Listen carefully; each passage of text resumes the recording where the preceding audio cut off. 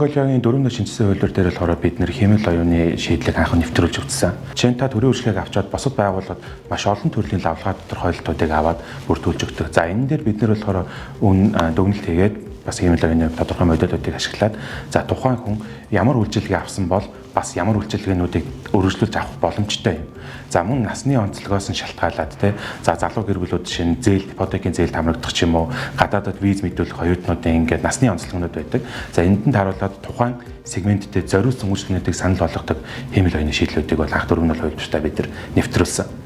За одоо бид нар юу хийхээр зорж байна гэх юм бол 2026 он гэхэд ер нь төрийн үйлчлэгээ үзүүлж байгаа талдаа 70% нь хэмэл оюуны айгентуудыг ашиглана гэдэг судалгаа байгаа. За энэ чиглэлээр бид нар Ялтч Уян Монголиагийн тэр хэмэл оюун ухаанд суурилсан эйжентийг нэвтрүүлэх шаардлага бол тулгарч байна. За энийг бид нар мэдээж хувийн хвшилтийг хамтарч гүйцэтгэх нь. Хэмэл оюун ухаанд суурилсан эйжентийг нэвтрүүлсэн ямар давуу талууд гарах вэ гэвэл тухайн үйлчлэгийг яаж авах, заавар зөвлөгөө өгөх. За тухайн үйлчлэгтэй холбоотой бусад мэдээллүүдийг эрийг тангаж өгөх. За мөн нэг шаталт лавлгаа тодорхойлолт үйлчлэгийг иргэндээ шууд авч өгөх боломжтой болгох, өөртөө байгаа мэдээлэлтэй хяналт тавих гэх мэт төрийн үйлчлэгээний хүртээмжийг сайжруулна гэсэн.